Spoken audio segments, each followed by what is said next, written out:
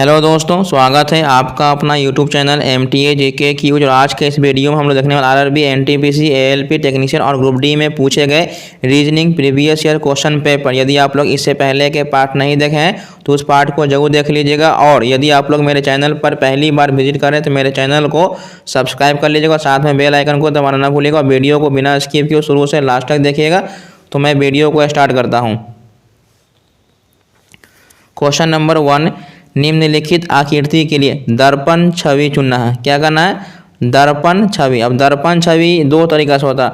अगर आपका दर्पण इस प्रकार से है, ठीक है, हॉरिजॉन्टल में है, तो दर्पण अगर इस प्रकार से होता है तो इसमें टॉप और बॉटम चेंजिंग होता है। यदि आपका दर्पण इस प्रकार से वर्टिकल खड़ा होता है तो इसमें लेफ्ट और राइट बदल जाता है, ठीक है। तो दर्पण में दो कंडीशन होते हैं। यदि दर्पण आपका हॉरिजॉन्टल हो तो उसमें चेंजिंग क्या होता है? टॉप और बॉटम होता है। यदि आपका दर्पण वर्टिकल ऐसे सीधी खड़ा हो तो इसमें लेफ्ट और राइट खड़ा होता है। तो यहाँ पर देखेंगे कि हमारा दर्पण जो है वो नीचे की ओर है। जब भी आपका दर्पण ऐसे क्षैतिज में हो तो इसका मतलब है कि ये जल प्रतिबिंब के रूप में हो गया। अब इस प्रकार से टॉप और बॉटम का मतलब क्या होता है कि ऊपर वाले वस्तु नीचे और नीचे वाली वस्तु ऊपर चले जाती है, ठीक है। अगर हमारा इमेज ऐसे है तो इसका प्रतिबिंब इस प्रकार से बदल जाएगा, यानी जितना भी ऊपर ये हमारा प्रतिबिंब दिया सब के सब उलट जाएगा, ठीक है। ये सेम का सेम नहीं होगा, ये भी नहीं होगा, ये भी नहीं होगा। ये वाला बॉक्स हमारा सही है, नहीं डी वाला बॉक्स हमारा सही है। डी वाला कहाँ है ऑप्शन में? तो ऑप्शन नंबर डी है, जो कि इस क्वेश्चन का राइट आंसर है। नेक्स्ट क्वेश्चन नंबर 2, दिए गए विकल्पों में से उपरोक्त छवि की जल में बनने वाले उचित प्रतिबिंब का चयन करना, ठीक है। इसमें जल प्रतिबिंब बनाना है। तो जल प्रतिबिंब का मतलब जल हमेशा इस प्रकार से होता है। तो जल में क्या होता है? सेम वही टॉप और बॉटम होता है, यानी ऊपर वाले वस्तु नीचे आ जाती है और नीचे वाले वस्तु ऊपर चले जाती है। जो राइट में होता है वो राइट में रहेगा, जो लेफ्ट में रहता है वो लेफ्ट में रहता है, बस बदलता है ऊपर और नीचे। जैसे ये वाला फिगर अगर हमारा लेफ्ट साइड में तो ये लेफ्ट साइड में ही रहेगा, जो कि ये ऊपर चला गया तो ये नहीं होगा। और ये राइट साइड में चला गया, ये भी नहीं होगा। ये नीचे चला गया तो ये भी नहीं होगा। ये वाला हमारा बिल्कुल सही है, क्योंकि ये लेफ्ट साइड में हमारा फिगर है तो ये लेफ्ट साइड में ही है। और त्रिभुज ऊपर था तो नीचे आ गया, यानी ये वाला हमारा ऑप्शन बी वाला सही है, जो कि ऑप्शन नंबर डी इसका सही जवाब है। तो मैं उम्मीद करता हूँ आप समझ गए होंगे। तो मैं बढ़ता हूँ अगले प्रश्न की ओर। क्वेश्चन नंबर 3, दी गई आकृति में कितनी सीधी रेखाएं, मतलब कितनी रेखाएं? तो रेखाएं, कोई भी आकृति बनाने के लिए आपको 3 रेखाएं होना बहुत ज़रूरी है। पहली रेखाएं होती है हमारा हॉरिजॉन्टल होती है, ठीक है। उसके बाद होती है वर्टिकल होती है। उसके बाद होती है तिरछी लाइन। तिरछी लाइन हमारा जिसको बोलते हैं इंग्लिश में इंक्लाइन, ठीक है। ये रेखा ऐसे रहता है, ये रेखा इस प्रकार से रहता है और ये रेखा थोड़ा तिरछी रहती है। यही 3 रेखाओं की सहायता से हम कोई भी आकृति को आसानी से बनाया जा सकता है। तो सबसे पहले हम हॉरिजॉन्टल चेक करेंगे। तो हॉरिजॉन्टल मेरा ये 1 हो गया, उसके बाद ये 2 हो गया, ये 3 हो गया, एक यहाँ पर मेरा 4 हो गया, यानी टोटल हॉरिजॉन्टल मेरा कितना हो गया? तो ये 4 हो गया। उसके बाद मैं दूसरा कलर से देखता हूँ। अब वर्टिकल चेक करते हैं। तो ये मेरा पहला 1 2 3 4 5, यानी वर्टिकल लाइन मेरे पास 5 हो गया, ठीक है। अब मैं कलर चेंज कर देता हूँ। अब हम तिरछी लाइन चेक करेंगे, ठीक है। तिरछी लाइन चेक करने का मतलब ये मेरा 1 हो गया, ये 2 हो गया, ये 3 हो गया, ये 4 हो गया, ठीक है। 4 के बाद ये मेरा एक 5 हो गया, ये 6 हो गया, एक 7 हो गया और एक 8 हो गया। तो ये मेरा 8 हो गया। 8 5 13, 13 4 17, जो कि ऑप्शन नंबर डी इसका सही जवाब है। तो मैं उम्मीद करता हूँ आप समझ गए होंगे। तो मैं बढ़ता हूँ अगले प्रश्न की ओर। क्वेश्चन नंबर 4, दी गई आकृति में तिर्यक रेखाओं और त्रिभुजों की संख्या ज्ञात करना। मतलब इसमें आपको सिर्फ तिरछी रेखा साफ साफ बोला कि तिरछी रेखाएं कितनी है। तो तिरछी रेखा इस प्रकार से होता है। तो ये मेरा पहला हो गया, ये दूसरा हो गया, ये तीसरा हो गया और ये मेरा चौथा हो गया, यानी टोटल 4 ही है, जो कि ऑप्शन नंबर सी और डी में। बाकी ये दोनों तो होएगा नहीं, ठीक है। 4 हमारी तिर्यक रेखाएं होगी। अब हमें त्रिभुज काउंटिंग करना है, ठीक है। 4 याद रखना है कि 4 हमारी तिरछी रेखा है। अब त्रिभुज याद रखना है। तो त्रिभुज यहाँ पर ये अगर यहाँ से इस वाले भाग में देखा जाए तो टोटल 3 हो जाएंगे। फिर यहाँ से ऐसे पूरे भाग में इसको मिलाएंगे तो ये भी 3 हो जाएगा, यानी अभी मेरे पास 6 मिल गया है। उसके बाद 6 के बाद अगर हम इसमें देखा जाए छोटा वाला में, इसमें भी 3 है, इसमें भी 3 है, ठीक है। तो 3 3 6 मेरे पास हो गया। कितने हो गए? 6 हो गए। टोटल अभी मेरे पास 12 त्रिभुज हो गए हैं। उसके बाद इसमें काउंटिंग कर लेते हैं, ठीक है। तो इसमें अगर काउंटिंग करते हैं तो 1 2 3 4, यानी टोटल त्रिभुज अगर काउंटिंग करेंगे तो आपको 36 त्रिभुज इसमें आने वाले हैं, ठीक है। तो आप लोग क्या कीजिए, खुद से भी काउंटिंग कर सकते हैं। ऑप्शन नंबर सी इसका सही जवाब है। टोटल इसमें 36 त्रिभुज है और 4 तिरछी रेखाएं हैं। नेक्स्ट क्वेश्चन नंबर 5, एक घड़ी के घंटे को 6 बार बजने में 9 सेकेंड का समय लगता है, तो इसी दर से घंटे को 10 बार बजने में कितना समय लगेगा। तो ये तो सिंपल सा मैथ की तरह है। जैसे में 6 बार बजने में इसको 9 सेकेंड लगता है, तो 1 बार बजने में इसको 9/6 लग जाएगा। तो अब 10 बार बजने के लिए बोल रहा है, तो 10 बार बजना है तो 9/6 गुने 10, इसको काटेंगे 3 दूनी 6, 3 तिहाई 9, 2 से काटेंगे तो ये 5 बार में कट जाएगा, 5 तिहाई 15, यानी 15 सेकेंड इसको लगने वाला है। समझ में आ गया। 6 बार बजने में 9 सेकेंड लगता है, तो 10 बार बजने में उसको कितना लग जाएगा? 15 सेकेंड लगेगा, जो कि ऑप्शन नंबर बी इसका सही जवाब है। यदि आप लोगों को मेरा वीडियो अच्छा लग रहा है तो वीडियो को लाइक कीजिए, नया है तो चैनल को सब्सक्राइब कर लीजिएगा। नेक्स्ट क्वेश्चन नंबर 6, ये आपको अल्फ़ाबेट वाले सीरीज दिया हुआ है। उपरोक्त अनुक्रम में दाईं ओर से 15वें पद के दाईं ओर 5वां पद क्या होगा। जब भी आपको क्वेश्चन में पूछ दिया जाए कि दाईं ओर से 15वें पद के दाईं ओर 5वां पद या दाईं ओर से बाईं ओर, इस तरह से देगा, तो आपको 3-4 कंडीशन में आपको बताने वाला हूँ कि यदि आपको लेफ्ट और लेफ्ट दिया हुआ है, राइट और राइट दिया हुआ है, यानी दोनों के दोनों यहाँ पर सेम है तो माइनस कर देना। यदि एक अलग अलग है तो दोनों को जोड़ देंगे। लेकिन रिजल्ट, जब भी रिजल्ट देंगे आप हमेशा पहले वाले पे रिजल्ट देंगे। रिजल्ट कहाँ देना है? पहले वाले पे। जो पहले लिखा रहेगा उसी पे रिजल्ट बनता है। अगर दोनों सेम है तो माइनस करेंगे, दोनों अलग अलग है तो जोड़ देंगे, ठीक है। तो अब मैं क्वेश्चन को सॉल्व करने वाला हूँ। इसमें क्या लिखा हुआ है कि दाईं ओर से, यानी दाईं ओर से 15वें पद के दाईं ओर 5वां पद क्या होगा। तो मैंने अभी आपको क्या बताया है, रिजल्ट जो भी आता है वो हमेशा पहले वाले पे आता है। अगर दोनों सेम है तो माइनस करेंगे, 15 में से 5 गया 10 बचेगा, यानी हमको दाईं ओर से 10वां काउंटिंग करना है, ठीक है। ये 1 2 3 4 5 6 7 8 9 10, 10 नंबर पे जी आ गया, जो कि ऑप्शन नंबर सी इसका सही जवाब है।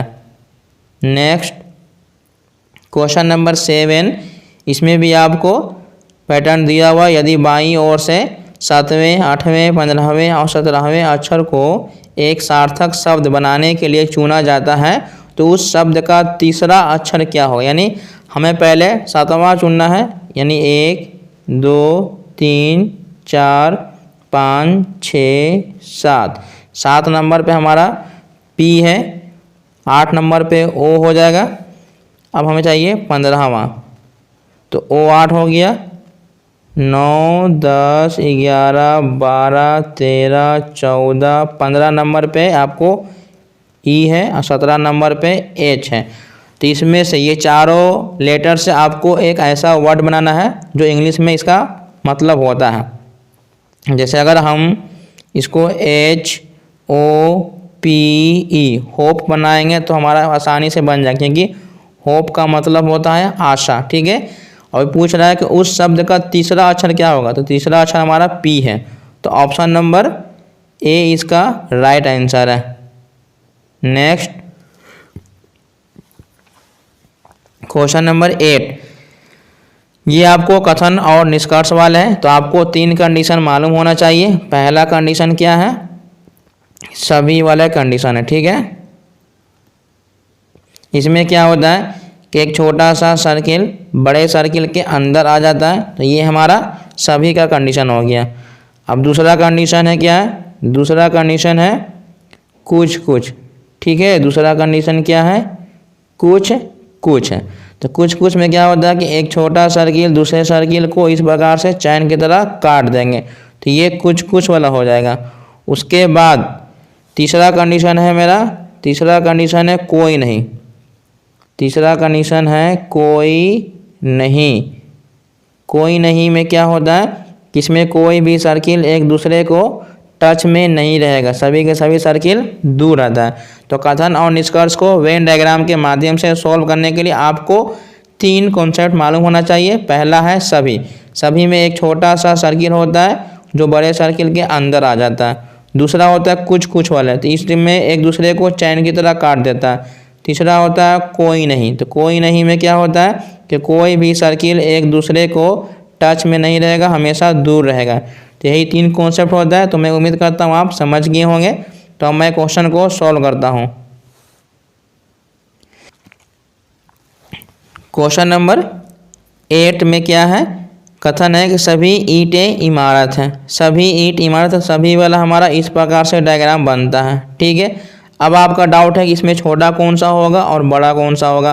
तो जो सभी के साथ लगा हुआ यानी जिसमें सभी वर्ड लगा हुआ है वो छोटा हो जाएगा। तो सभी वर्ड लगा हुआ ईंट में, तो आई से हो जाएगा ईंट हो गया, ई से हो गया इमारत हो गया। ठीक है, अब कुछ ईंटें होटल हैं, कुछ ईंटें होटल है। तो कुछ वाला मैंने क्या बताया कि जिसको बोला है वो इसको काट ही देगा। ठीक है, इस प्रकार से ये काट दिया। इस प्रकार से भी डायग्राम बन सकता है, और नहीं तो फिर डायग्राम इस प्रकार से भी कह के बोला है कि कुछ ईंटें होटल है, तो इस प्रकार से भी डायग्राम बन सकता है। अब मैं आपको 2-3 कंडीशन बताता हूँ कि ये कुछ वाला बिल्कुल सही है, सभी वाला भी बिल्कुल सब मतलब के बन गया वेन डायग्राम। अब पढ़ते हैं निष्कर्ष। तो बोला है कुछ होटल इमारतें हैं, कुछ होटल इमारतें हैं। अगर हम इस प्रकार से डायग्राम बनाते हैं तो ये नहीं होगा। ठीक है, जिससे पहले बनाए थे ना वो कंडीशन से हो सकता था, तो अभी ये काट देते हैं हम। कोई भी होटल इमारत नहीं है, कोई भी होटल इमारत नहीं है। तो इसमें तो ये है क्योंकि ये इसी के अंदर है, इसका मतलब हो जाएगा, तो ये भी गलत हो जाएगा। कुछ होटल ईंटें हैं, कुछ होटल ईंटें हैं, तो ये साफ साफ लिखा हुआ है, ये बिल्कुल सही है, ये 100% है। ठीक है, इसका मतलब कि तीसरा तो एकदम कन्फर्म हो गया। अब आपका डाउट है कि इसमें 3 वाला तो कहीं मिला नहीं है। तो जो पहले हम डायग्राम बनाए थे ना इस प्रकार से, तो ये इस प्रकार से भी डायग्राम अगर बनाते हैं तो कुछ होटल जो है वो इमारत हो जाएगी। ठीक है, यानी हमारा पहला भी सही हो जाएगा। तो 1 और 3 बिल्कुल सही है, जो कि ऑप्शन नंबर सी इसका सही जवाब है। नेक्स्ट क्वेश्चन नंबर 9, कुछ कस्बे शहर है। तो कुछ वाला हम फिगर इस प्रकार से बनाते हैं, के से कस्बे हो जाएगा, ए से शहर हो जाएगा, और सभी शहर घर हैं। ठीक है, तो ये सभी वाला है, तो इसको हम इस प्रकार से बना दिए, शहर घर है, तो जी से घर हो गया। अब पढ़ते हैं निष्कर्ष। कुछ कस्बे घर हैं, तो कस्बे यहाँ पर है, घर यहाँ पर, ये दोनों को टच में है, इसका मतलब पहला सही है। कुछ घर शहर है, तो घर नीचे से ऊपर की ओर जा रहा है, तो ये शहर बिल्कुल सही है। याद रखिएगा, जब नीचे से ऊपर की ओर जाते हैं तो कुछ वाला कंडीशन सही हो जाता है। ठीक है, ये भी सही है हमारा, दोनों के दोनों निष्कर्ष सही है। ऑप्शन नंबर ए इसका सही जवाब है। नेक्स्ट क्वेश्चन नंबर 10, दिए गए वेन आरेख के अनुसार उन छात्रों की कुल संख्या क्या है जो क्रिकेट और कबड्डी दोनों खेलते हैं लेकिन फुटबॉल नहीं खेलते। यानी जो फुटबॉल है उसको साफ साफ काट दीजिए। तो ये फुटबॉल वाला है, ये फुटबॉल यहाँ से यहाँ तक आ गया, क्योंकि फुटबॉल नहीं चाहिए तो इसको हम काट दिए। अब आपसे सिर्फ चाहिए क्रिकेट और कबड्डी। क्रिकेट और कबड्डी में जो कॉमन हो जाएगा तो वो है हमारा टी दोनों में शामिल है। तो ऑप्शन नंबर बी इसका सही आंसर है। तो मैं उम्मीद करता हूँ आप समझ गए होंगे। तो मैं बढ़ता हूँ अगले प्रश्न की ओर। क्वेश्चन नंबर 11, दिए गए चित्र में त्रिकोण उन लोगों का प्रतिनिधित्व करता है जिसके पास मोटर कार है, यानी ये मोटर कार हो गया। वर्ग उन लोगों का प्रतिनिधित्व करता है जिनके पास घर है, यानी ये घर हो गया, GH घर हो गया। और वृत्त उन लोगों का प्रतिनिधित्व करता है जिनके पास स्वर्ण है, यानी ये स्वर्ण हो गया, ये स्वर्ण है। तो क्वेश्चन पूछ रहा है जिन लोगों के पास घर और स्वर्ण है, यानी घर और स्वर्ण है परंतु मोटर कार का नहीं, तो मोटर कार नहीं चाहिए, इसका मतलब कि ये त्रिभुज वाला हमें पार्ट नहीं चाहिए। तो ये त्रिभुज यहाँ से लेके यहाँ तक बना हुआ है, तो ये सबको काट देंगे, हमें ये नहीं चाहिए। हमें चाहिए ये दोनों में जो कॉमन होगा, तो वो हमारा कॉमन है 5, ठीक है, ये हमारा कॉमन है। तो ऑप्शन नंबर बी इसका राइट आंसर है।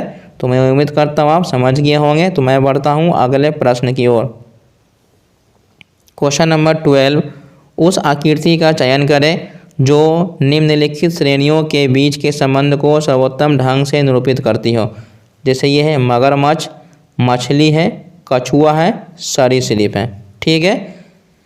कछुआ, इसका मतलब ये हुआ कि सरीसृप के अंदर ही मगरमच्छ आता है, मछली आता है, कछुआ आता है, ये सभी के सभी इसके अंदर आता है, ठीक है। लेकिन एक चीज़ याद रखिए कि यहाँ पर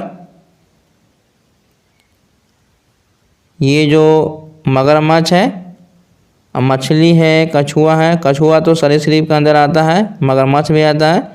मछली रेंग के नहीं चलता है, तैरता है, यानी मछली को सिर्फ बाहर रखा गया है, बाकी दोनों को अलग रखा है। तो ऑप्शन नंबर बी इसका राइट आंसर है। नेक्स्ट क्वेश्चन नंबर 13, उस आकृति का चयन करें जो निम्नलिखित श्रेणियों के बीच के संबंध को सर्वोत्तम ढंग से निरूपित करती हो। फार्मासिस्ट, पेशेवर, आर्किटेक्ट, बढ़ई। अब यहाँ पर देखिए, ये जो भी बढ़ई होता है वो आर्किटेक्ट होता है, उसके बाद इसके बाहर ये फार्मासिस्ट होता है, और सभी जो होता है वो पेशेवर के अंदर आता है, यानी ऑप्शन नंबर सी इसका राइट आंसर है। नेक्स्ट क्वेश्चन नंबर 14, यदि ए का अर्थ माइनस है, सी का अर्थ प्लस है, बी का अर्थ डिवाइड है, ई का अर्थ गुना है, तो इसका मान बताना है, ठीक है। ये 6 हो गया, और सी का अर्थ क्या है, प्लस है, और बी का अर्थ क्या है, डिवाइड है, और ए का अर्थ माइनस है, और ई का अर्थ गुना है। अब इसको करते हैं कैलकुलेट। ये 6 प्लस 3 से डिवाइड देंगे तो कितना हो जाएगा, 3 दूनी 6, 3 छक्का 18, माइनस 6 चौके 24।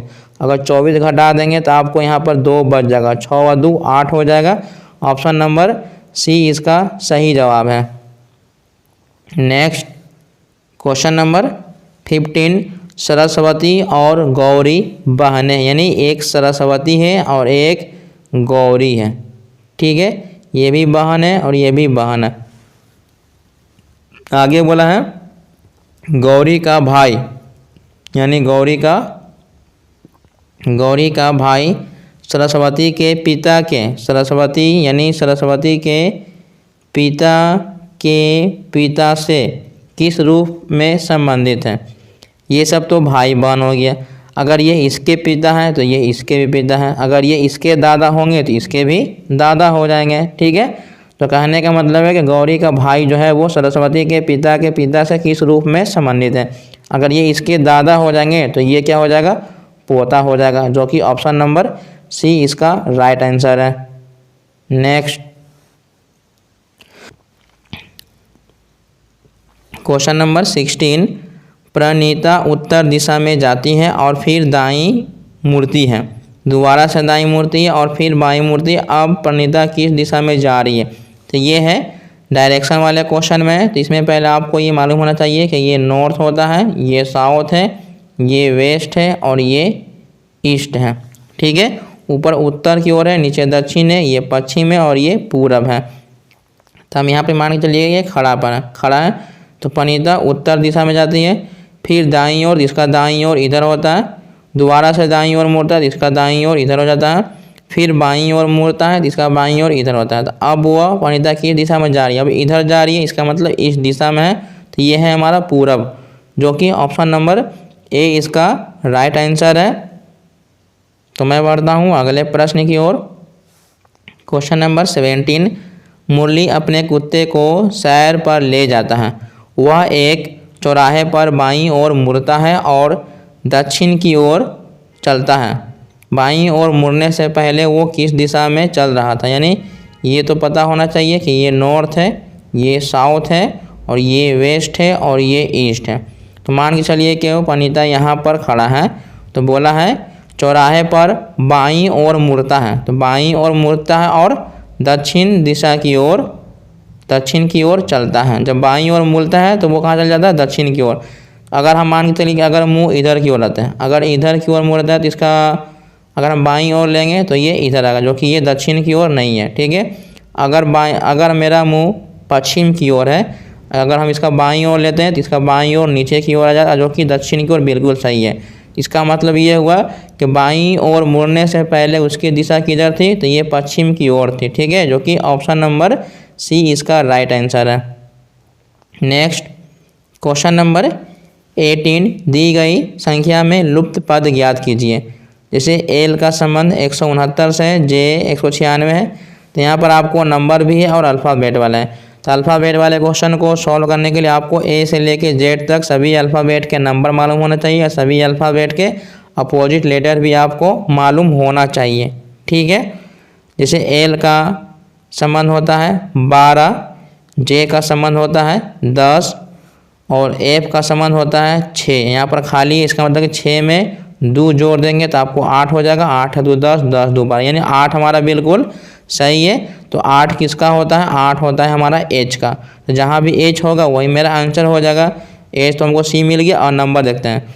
जैसे ये 13 का स्क्वायर है, 13 और 3 13 है, एक ये 14 का स्क्वायर है, उसके बाद 15, तो 15 का स्क्वायर होता है 225, जो कि ऑप्शन नंबर सी हमारा राइट आंसर है। नेक्स्ट क्वेश्चन नंबर 19, इस श्रृंखला में प्रश्न चिन्ह के स्थान पर आने वाला पद ज्ञात कीजिए। जैसे n 100 है, k तो ये 100 जो होता है ये 10 का स्क्वायर है, ये 9 का स्क्वायर है, इसका मतलब यहाँ पर ये 8 का स्क्वायर 64 हो जाएगा। तो 64 तो हमको मालूम हो गया। अब देखते हैं ये 2 और 3 5 हो गया, तो 5 और 3 8, 8 का मतलब एच होता है, जो कि ऑप्शन नंबर सी हमारा राइट आंसर है। नेक्स्ट क्वेश्चन नंबर 20, नीचे लिखी व्यवस्था में कितने ऐसी संख्या हैं जिनके ठीक पहले एक व्यंजन है और ठीक बाद में एक अक्षर है। व्यंजन का मतलब कॉन्सोनेंट होना चाहिए और बाद में एक अक्षर, कोई भी अक्षर होना चाहिए। ठीक है, जैसे अगर हम ये 3 लेते हैं तो 3 के पहले व्यंजन है नहीं, तो ये नहीं होगा। 4 के पहले भी व्यंजन नहीं है क्योंकि ये आई अल्फ़ाबेट वाला है, जो कि ये वावेल है। 6 के पहले कोई संख्या है नहीं व्यंजन। 4 के पहले व्यंजन है और 4 के बाद डब्लू है, इसका मतलब ये हमारा बिल्कुल एक मिल गया हमारा। उसके बाद ये भी हमारा 4 के बाद में मिल गया, 2 हो गया 2। उसके बाद 6 नहीं है, टोटल हमारे 2 मिले हैं। ऑप्शन नंबर डी इसका राइट आंसर है।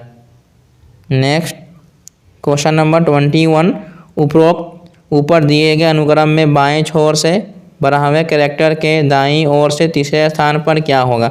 मैंने अभी आपको बताया था कि जब लेफ्ट लेफ्ट रहता है तो माइनस करते हैं, राइट राइट रहता है तो माइनस करते हैं, जब लेफ्ट राइट रहता है तो जोड़ देते हैं, राइट लेफ्ट रहता है तो जोड़ देते हैं। यानी दोनों सेम रहेगा तो माइनस, दोनों अलग रहेगा तो जोड़ देते हैं। रिजल्ट हमेशा पहले वाले पे देते हैं। ठीक है, तो यहाँ पर क्या बोला है कि बाएं छोर से 12वें कैरेक्टर के दाईं ओर से तीसरे स्थान पर क्या होगा? तो रिजल्ट मेरा बाएं से निकलेगा, दोनों अलग है तो 12 3 15 हो जाएगा। यानी हमें बाएं छोर से 15 नंबर पर काउंटिंग करना है। तो ये 1 2 2 के बाद 3 4 5 6 7 8 9 10 11 12 13 14 15, 15 नंबर पर हमारे बी आ जा रहा है, जो कि ऑप्शन नंबर बी इसका राइट आंसर है। नेक्स्ट क्वेश्चन नंबर 22, निम्न अनुक्रम में उन अक्षरों की संख्या कितनी है जिनके ठीक पहले एक प्रतीक है? माने एक सिंबल होना चाहिए, परंतु ठीक बाद में संख्या नहीं है। तो अक्षर के पहले एक सिंबल होना चाहिए और परंतु ठीक बाद में संख्या नहीं होना चाहिए। जैसे ये एम है तो एम के पहले एक प्रतीक है लेकिन बाद में संख्या नहीं है, बाद में संख्या नहीं है तो हमको एक मिल गया। उसके बाद फिर ए के पहले प्रतीक है और फिर नहीं है, मतलब कि ये एक हो गया, ये दो हो गया, उसके बाद ये वाला होगा नहीं, एन वाला में नहीं होगा, बी के पहले भी नहीं है, उसके बाद सी के पहले प्रतीक नहीं है, पी डी के पहले है ना। टोटल हमारे पास 3 है, इसमें कितने हैं 3 हैं, जो कि ऑप्शन नंबर बी इसका सही जवाब है। नेक्स्ट क्वेश्चन नंबर 23, कुछ भाषा में MAT को 13 + 1 + 20 मतलब इस प्रकार से इसको कोड के रूप में लिखा जाता है, तो उस भाषा में थैंक्स को कैसे लिखे जाएंगे। तो मैंने अभी आपको क्या बताया, यदि आपको अल्फ़ाबेट वाले रीजनिंग बनाना है तो आपको सभी अल्फ़ाबेट का नंबर मालूम होना चाहिए। जैसे ये MAT है तो M का कोड 13 होता है, A का कोड 1 होता है और T का कोड 20 होता है, इसी को खाली बीच में प्लस दे दिया, ठीक है। तो सेम उसी प्रकार से आपको थैंक्स लिखना है। तो T का वैल्यू जो होता है वो 20 होता है और A का वैल्यू 1 होता है, N का वैल्यू 14 होता है और K का वैल्यू 11 होता है और S का वैल्यू 19 होता है। तो यही आपका आंसर हो जाएगा। तो ऑप्शन नंबर किस में 20 + 1 और लास्ट में 19, जो कि ऑप्शन नंबर सी इसका राइट आंसर है। नेक्स्ट क्वेश्चन नंबर 24, यदि ARC को इतना लिखा जाता है, हिट को इतना लिखा जाता है, तो चेयर को कैसे लिखा जाएगा, यानी CHAIR चेयर। तो सी का वैल्यू यहाँ पर आपको स्टार दिया हुआ है तो हम यहाँ पर स्टार पहले लगा दिए, ठीक है। तो ये तो ऑप्शन ख़त्म हो गया, ये भी मेरा ख़त्म हो गया। अब आर का वैल्यू क्या दिया हुआ है, तो आर का वैल्यू आपको @ दिया हुआ है, तो @ देखेंगे लास्ट में कौन सा, ऑप्शन नंबर सी हमारा बिल्कुल सही है, इसमें नहीं है तो ये वाला मेरा आंसर नहीं होगा।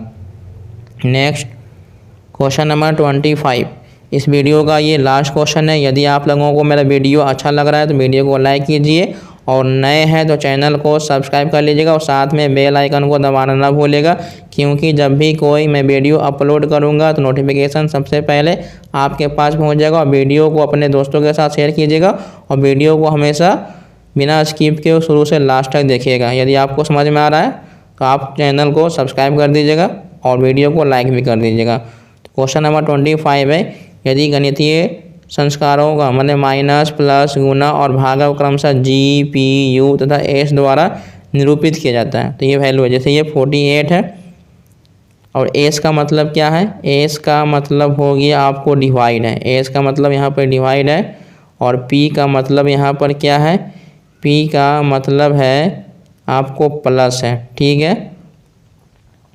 ये 7 और U का मतलब गुना है और G का मतलब यहाँ पर G का मतलब क्या है -21 है, ठीक है। 8 से भाग देंगे तो ये 6 हो जाएगा, प्लस 7 दूनी 14 हो जाएगा, -21।